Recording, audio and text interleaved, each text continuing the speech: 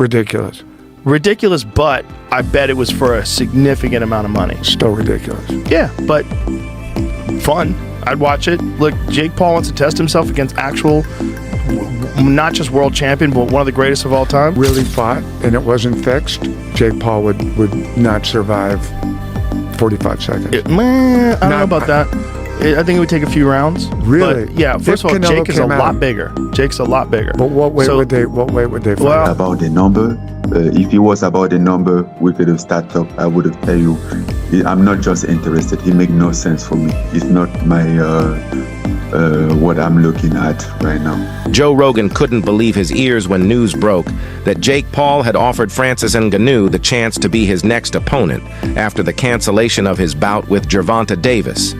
On his podcast, Rogan called the idea borderline madness, a reckless move that could rewrite Paul's entire career. Ngannou, one of the most dangerous punchers ever seen in combat sports, represents a threat that goes far beyond entertainment.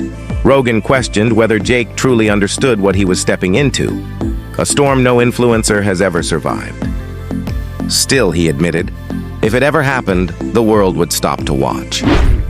Nikista calls Francis. This is Francis telling the story. Nikista calls Francis and says, hey, we need your help.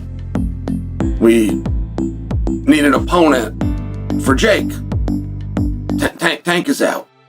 And Francis says, all right. And Francis says, well, how can I help you?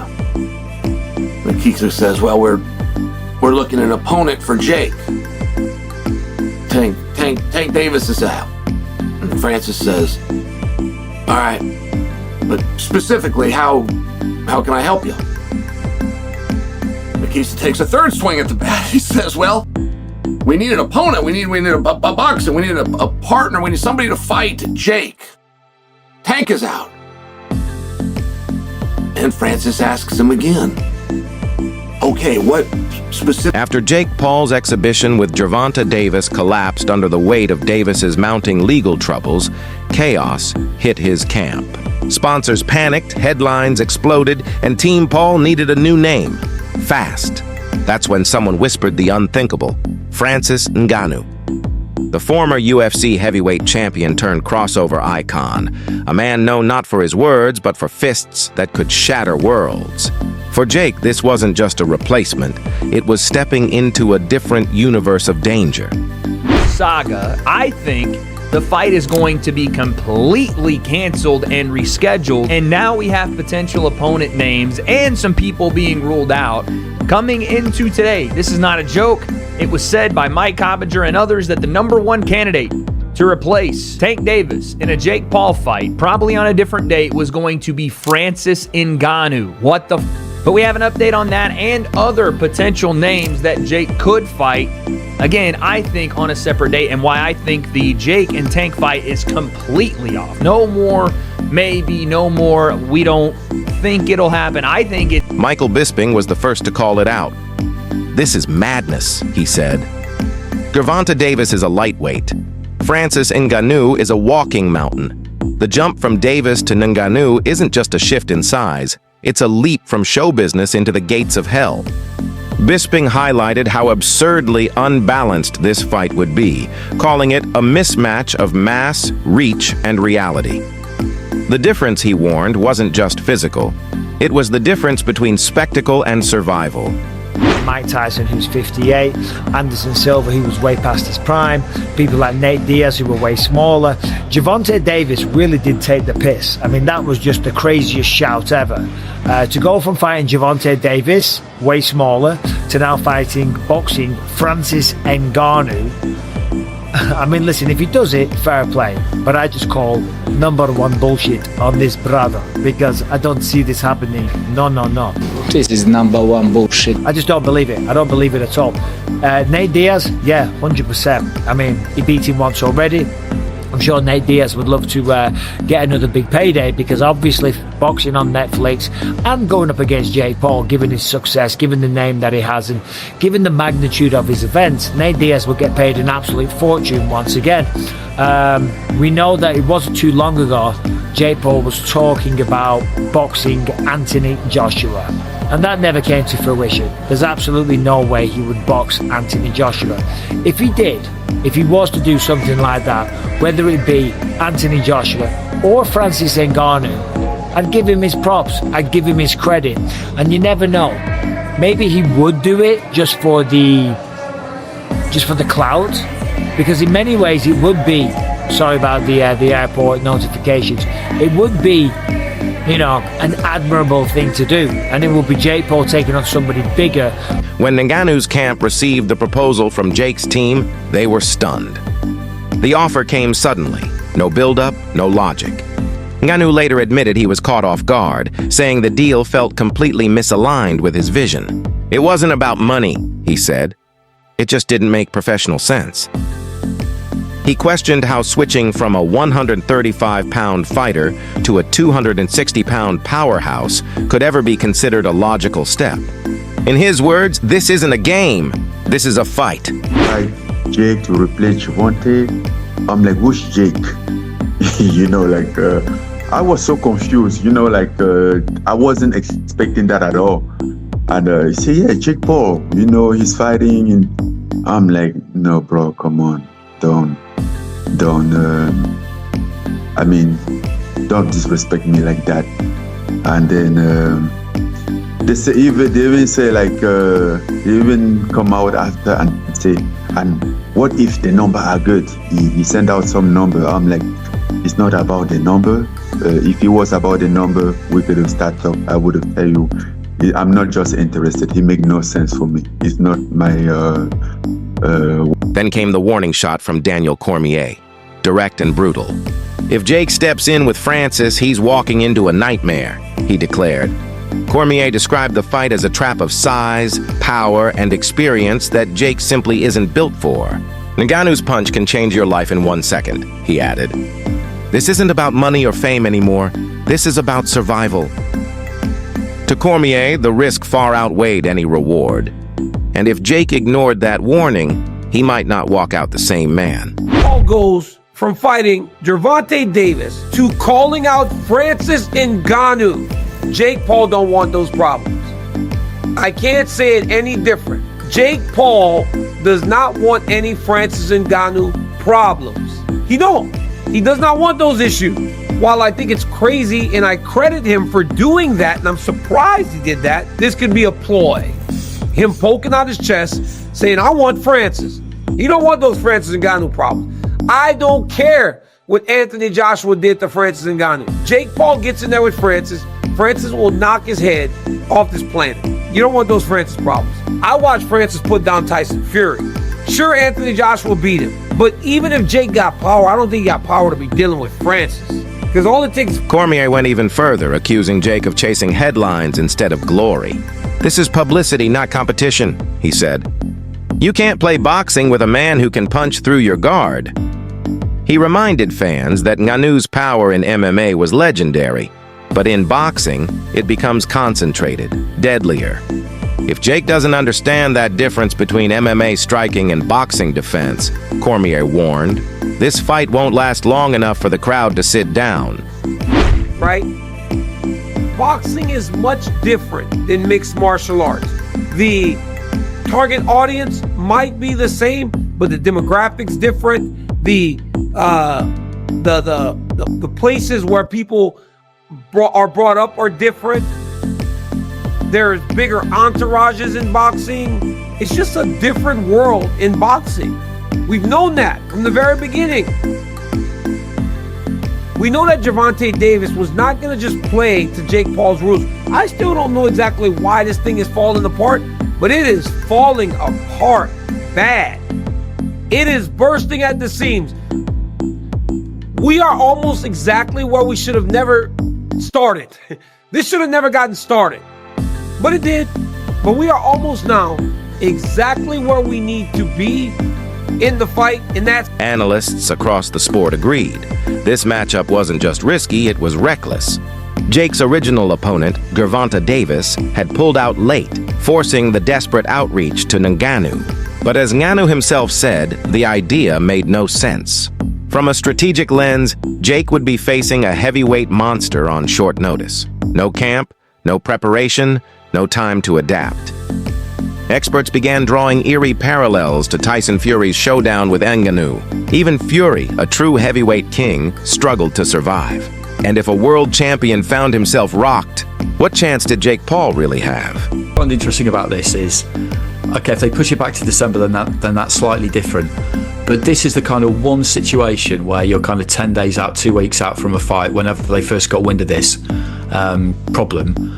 This is the kind of situation where it would be possible that Jake Paul and Nikita Badarian and MVP, who are very, very shrewd people, this is the one occasion where they might end up making a mistake, taking someone at short notice who they shouldn't take. Because there'd be a whole raft of people putting their hand up for it, wouldn't they?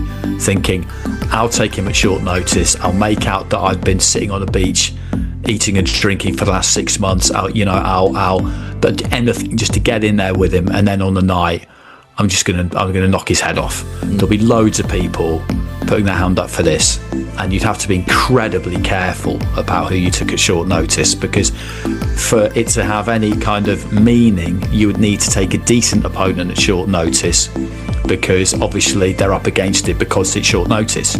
You couldn't take some barely warm body at short notice, because that would be even worse than giving them full notice. So this is the one area, the one situation in which it would be easy for them to make a mistake, but they don't make mistakes with things like this. They just don't. So yeah, I'm not surprised that they haven't been tempted into, somebody.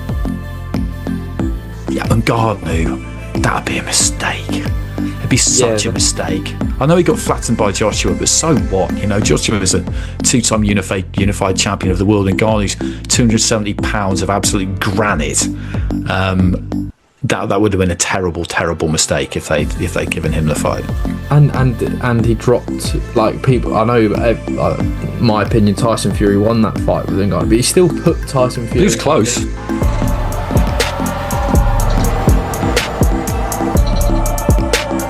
Chael Sonnen joined the storm, half amused, half fascinated. "This isn't a contest," he said. "It's an experiment." Sonnen explained that when Ngannou faced Tyson Fury, one clean punch nearly changed history. If Fury, 6'9", 270 pounds, could barely absorb it, imagine Jake Paul, who's half that size. Sonnen smirked, but his tone turned serious. "Jake's entertaining, sure, but this isn't entertainment. This is danger disguised as a headline." Jake Paul wouldn't make sense. What in the hell do you think Tyson Fury got for boxing you? These aren't mean things from me. This is a reality. Tyson Fury knew there was a check. Name one person you'd rather see Jake Paul fight than Francis Ngannou. Is a real challenge. How Tyron Woodley, Ben Askren, Anderson Silva, Mike Tyson. How those aren't real challenges, I don't know. But this is the story as we're told. And do you see where that would satisfy so much? Do you see where that would force even the biggest hater to be quiet? And my job for something to make sense is the biggest check against the easiest opponent. I cannot think of anything I would rather see Jake. For years, Jake Paul has thrived on chaos, building fame through shock, call-outs, and controversy. But this time, something feels different. Fans sense it too. The buzz isn't excitement, it's concern. This matchup feels unbalanced, unpredictable, and oddly desperate. Even ticket sales are falling flat despite weeks of promotion. The narrative has shifted from boxing's rebel to a man running out of ideas.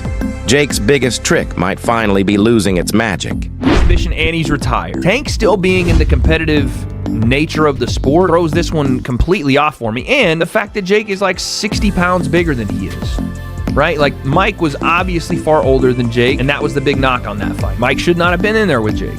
Said that many times. Jake has fought so hard against people saying he's bad for the sport, he doesn't actually want to fight or step up or do any of this stuff. And I've kind of had his back when I'm like, no, he is doing what most boxers have done early in their career. But this gives those people more ammo to be like, yeah, bro, look, this is what we're talking about. When we say he's bad for the sport, or when we say that he's doing stuff that doesn't make sense and he's making a mockery of things, this is what they're talking about. And again, I wouldn't have any problem with it if Tank was way past the point where he could fight competitively at his weight class and have fights with guys like Shakur Stevens, or even, again, rematching guys. Sonnen's final words echoed across social media.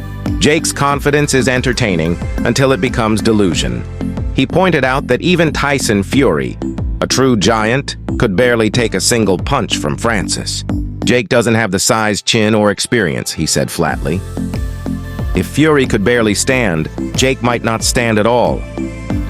The warning wasn't just analysis, it was prophecy. You can't even grab a hold of the guy or try to squeeze him. You can only bludgeon and be bludgeoned back. I think you're got an uphill battle to question somebody. But they have been very effective in doing just that to Jake. Hey, you started with this NBA guy, and then even those MMA guys, they're not boxers. And then when you got around to the boxers, but they weren't current boxers. Then when you get around to the current boxers, they're not big enough boxers. And I just loved it. When I heard that Francis Ngannou might be going against Jake, I loved it. What's that going to look like? How many of those shots from Francis can you take? Tyson Fury, if you're talking clean, Tyson Fury only took one. Everything else, Tyson was able to roll with. Big Francis only had to hit him one time like that. Meanwhile, Tim Bradley peeled back the business side of the chaos. He explained how the collapse of Jake Paul versus Gervonta Davis caused a financial earthquake. Broadcasters, sponsors, and venues all bled money overnight. Millions invested in production, promotion, and ads vanished as legal trouble shadowed Davis. Bradley used it to expose boxing's fragile business model, where one scandal can destroy an entire ecosystem. Every handshake, every dollar, every brand, gone in an instant. Let's get on Tank real quick. You gotta be the dumbest dude, in the history of boxing, bro. $40 million, dog, down the drain. You gotta be the dumbest dude I've ever seen in the history of boxing, bro. Seriously. I'm like, $40 million, bro. Wealth. Literally wealth, bro. Going down the drain. I don't understand it. I can't make the... I don't understand it. But I'll tell you this. MVP promotions, whatever the hell y'all call it, most valuable promotions, shit, more like rookie promotions. Yeah, more like rookie promotions. You didn't know what you were dealing with. You had no clue. This has always been down Tank's alley, man. Now, let me just say one thing. Bradley added that while Jake chased a replacement, the sport itself was paying the price. The proposed showdown with Francis Ngannou symbolized everything unpredictable about modern boxing, where spectacle outweighs strategy. Ngannou, at 260 pounds of raw muscle, represents nature's upper limit of power. Jake Paul, built for movement and media, would need a complete transformation just to survive a round. Analysts agree, unless Jake rebuilds his body, his defense, and his mindset, this wouldn't be a fight.